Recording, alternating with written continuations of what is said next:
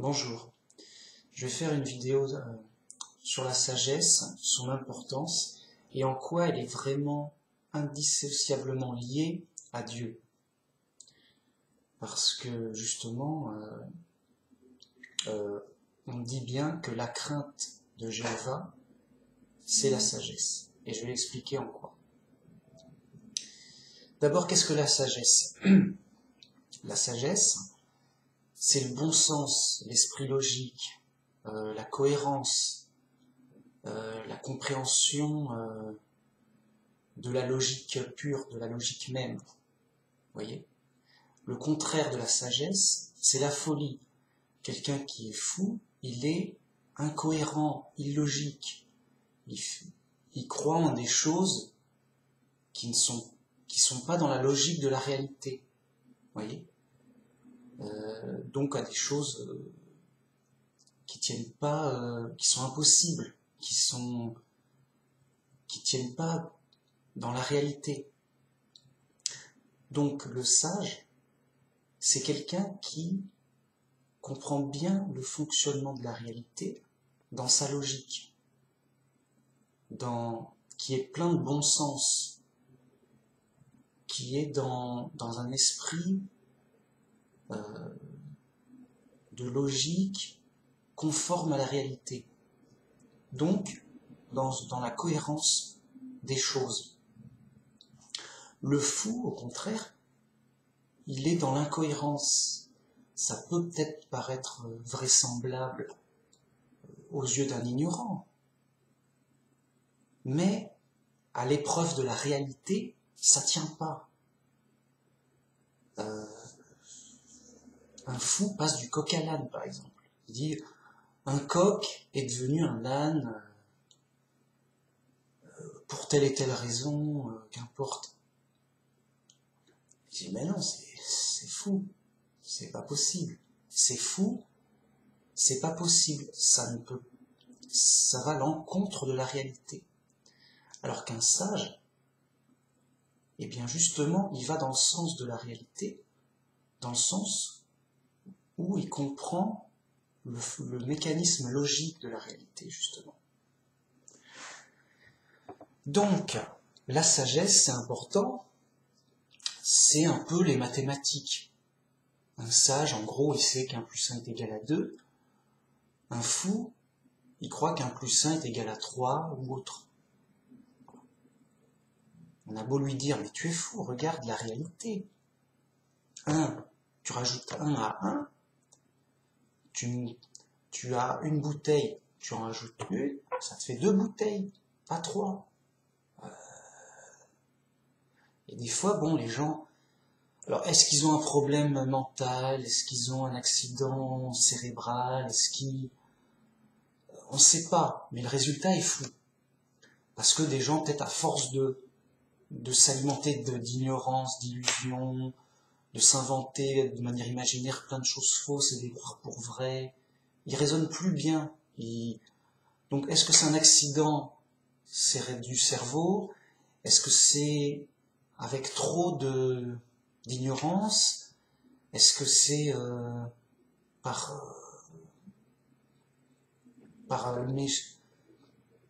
aveuglement en tout genre? On ne sait pas. Mais le résultat est fou. Donc, la sagesse est importante et on va voir en quoi elle l'est grâce à Dieu. Job 28.12. Mais la sagesse, où se trouve-t-elle? Où est la demeure de l'intelligence? L'homme n'en connaît point le prix et elle ne se trouve pas dans la terre des vivants. 28.20. D'où vient la sagesse? Où est la demeure de l'intelligence? Elle est cachée aux yeux de tout vivant. Elle est cachée aux oiseaux du ciel. 28.28. Puis, il dit à l'homme, c'est Dieu qui parle. Puis Dieu dit à l'homme, voici, la crainte de Jéhovah, c'est la sagesse. s'éloigner du mal, c'est l'intelligence. Donc là, Dieu donne la réponse. Dieu a cherché la réponse pour savoir quelle est la sagesse pour l'homme, pour l'humain. Et Jéhovah dit à l'homme, voici la crainte de Dieu, c'est la sagesse. S'éloigner du mal, c'est l'intelligence. Alors, on pourrait se dire, en quoi j'ai besoin de craindre Dieu? Pour être sage, un athée peut faire des mathématiques et être dans son bon sens vis-à-vis de la logique et de la réalité qui l'entoure. Oui. Mais, justement, il est athée, il est fou. Regardez, un athée peut faire des mathématiques, en plus 1 est égal à 2. Bravo. Mais regardez, sa sagesse, elle est limitée à ses yeux, à ce qu'il voit. Donc oui, l'athée a une certaine sagesse, mais une sagesse limitée à son environnement, à ce qu'il peut percevoir et donc à ce qu'il peut vérifier avec ses yeux. Ok. Mais après, quand ça va au-delà, il est fou. Il est fou. Il croit qu'il vient du hasard. Il croit que la matière s'est mélangée et d'accident en accident, de chance en chance, au fil du temps, ça a fait des êtres vivants. Je dis l'homme est fou. Pourquoi? Parce qu'il n'est pas du tout dans l'idée de Dieu et de la crainte de Dieu. Donc, il est dans quelle idée, dans quelle crainte cet athée? Il est dans la crainte du hasard. Il est dans la crainte de la matière. J'espère que la matière... voilà, il y a un ouragan là, à la télé, on parle d'un ouragan. Oh, si c'est pas de chance, l'ouragan est passé pile sur la ville. Il aurait pu passer à côté comme l'autre. Oh là là, le vent. Oh, je crains le vent. Je crains la matière. Regarde ce que le vent a fait comme dégâts dans la ville. Oh, si c'est pas de chance. Oh, la malchance, il serait passé à côté, on n'aurait rien eu. Ce n'est que chance et malchance. Voilà ce que je crains. Et oui, l'athée croit donc au hasard qui l'a fait. Il croit au hasard qui dirige sa vie. Et finalement, il croit au hasard où il retournera en poussière. Bref, il est dans la folie la plus totale en ce qui concerne les choses qu'il ne voit pas au-delà de ses perceptions. Voici peut-être d'autres passages pour mieux comprendre. 1 Corinthiens, 1.19. Ainsi est-il écrit, « Je détruirai la sagesse des sages et j'anéantirai l'intelligence des intelligents. » Où est le sage? Où est le scribe? Où est le disputeur de ce siècle? Dieu n'a-t-il pas convaincu de folie la sagesse du monde? Oui, Dieu détruira la sagesse du monde, des sages du monde, et il détruira l'intelligence du monde, des intelligents du monde. Ils se croient sages, mais ils sont fous. Les sages du monde, c'est ces scientifiques qui, oh oui, on est sérieux, on a fait des expériences, on a fouillé, on a des laboratoires, on a fait ceci, on a fait cela. Et, oh bah regardez le sérieux de ces personnages. On vous a pondu la théorie de l'évolution. Eh ben oui, monsieur, vous êtes le fruit du hasard, bien sûr. Attention, on est les intelligents, on est les sages du monde. On doit nous écouter. Voilà les fous, voilà la sagesse folle du monde, et Dieu la détruira, et il détruira leur intelligence, évidemment, car quand ils seront morts déjà, elles seront où leurs folies, leurs fausses idées, leurs fausses intelligences? Elles seront poussière, elles n'existeront plus. Tout ça, c'est que vanité et orgueil. Et donc Dieu n'a-t-il pas convaincu de folie la sagesse du monde? Et oui, la sagesse du monde, c'est oui, je vais me faire une maison et tout, et je vais bien m'installer dans le monde. Hop, l'ouragan il passe, et ah bah qu'est-ce qui se passe? Oh, si c'est pas de chance alors, mon projet super raisonnable, super intelligent, super sage, il s'est effondré à cause d'un ouragan qui passait. Bah oui. Et la Bible a prévenu que les choses du monde sont chaotiques et qu'elles se perdent. Donc forcément, tout le monde perdra tout ce qu'il amassera en termes de richesse dans le monde. Et c'est la sagesse qui nous fait comprendre. C'est la sagesse qui nous vient de Dieu qui parle. Jésus disait bien, à quoi ça sert de gagner tout le monde entier, si je perds la vie? À quoi ça sert? Et en effet, imagine un homme qui travaille, qui fait tout ce qu'il peut, il ne recule devant rien pour être le maître du monde. Le monde lui appartient. Puis, trop crevé, il meurt le jour d'après. Il a tout perdu. Le monde, il a perdu le monde. Il l'avait, il était le roi du monde. Non seulement il a tout perdu, mais il s'est aussi perdu lui-même. Il a perdu sa sagesse, son intelligence, sa vie, tout. Il a même son corps, rien, il a tout perdu. Et comme disait Dieu, je détruirai la sagesse du monde. Je détruirai l'intelligence du monde. Romains 16.27. À Dieu, seul sage, soit la gloire au siècle des siècles par Jésus-Christ. Amen. À Dieu, le seul sage. Pourquoi? Parce que Dieu, il est omniscient. Il sait tout, et c'est lui qui a tout construit, qui sait comment les choses sont et fonctionnent. Donc c'est lui la logique et la sagesse même. Donc lui, le seul sage entier, complet et parfait. Parce qu'il est omniscient, il sait bien comment il a construit toute chose, et donc il connaît le fonctionnement logique et cohérent de l'ensemble des choses. C'est lui qui connaît tout. Et donc, à lui seul toute la gloire, par Jésus-Christ, qui est son intermédiaire, son médiateur, pour nous sauver. Et donc, ceux qui croient en Dieu, parce qu'il y a plein d'étapes et de variantes entre le fou et le sage. Les fous, donc, c'est les athées, on les a identifiés, et c'est plus que clair, leur folie se voit en plein jour. Ils croient que ce sont des animaux mutants, fruits du hasard et du vent. Voilà nos fous. Les vrais sages, ceux qui ont bien tout compris, c'est les chrétiens, et les chrétiens seuls. Alors il y a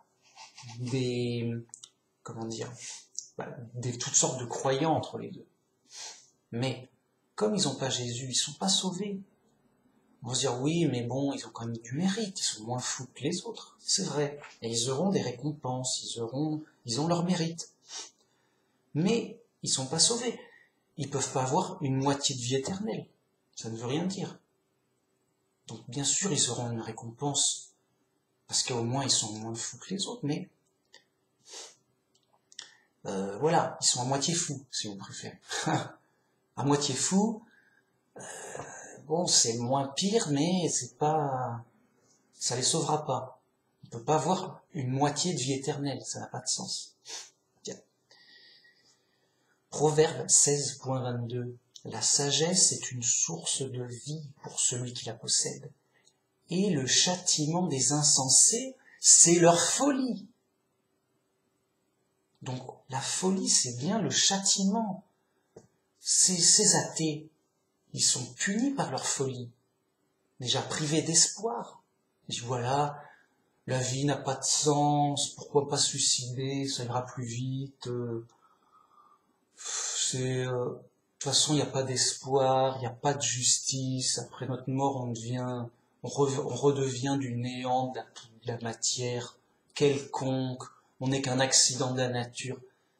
Voilà leur châtiment, leur folie. Est-ce que ça va les sauver? Est-ce que leur folie va les sauver? Pas du tout. C'est leur châtiment même, et ça va les amener à malheur après malheur. Un fou, il fait n'importe quoi, ça finira bien par lui retomber sur la tête, ce n'importe quoi. Vous voyez, on ne peut pas faire n'importe quoi sans en avoir les conséquences. Tout est logique. Donc la logique de cause et effet, tu fonces sur un mur, tu te payes le mur. C'est la logique même. Par contre, tu es sage, tu fonces sur un mur, tu dis mais si je continue, je vais me prendre le mur, je ralentis, je tourne sur le côté, je ne me prends pas le mur. La sagesse est une source de vie. Ça évite de se prendre le mur quand même. Et de mourir tout écrasé. S'il vous plaît. Daniel 2.20. Daniel a pris la parole et dit « Béni soit le nom de Dieu, d'éternité en éternité. À lui appartient la sagesse et la force. C'est lui qui change les temps et les circonstances, qui renverse et qui établit les rois, qui donne la sagesse aux sages et la science à ceux qui ont de l'intelligence. » Voilà, c'est Dieu qui donne la vraie sagesse, la vraie intelligence, le vrai niveau, la vraie valeur des choses et des gens. Pourquoi? Parce que à lui appartient la vraie sagesse complète et la force totale.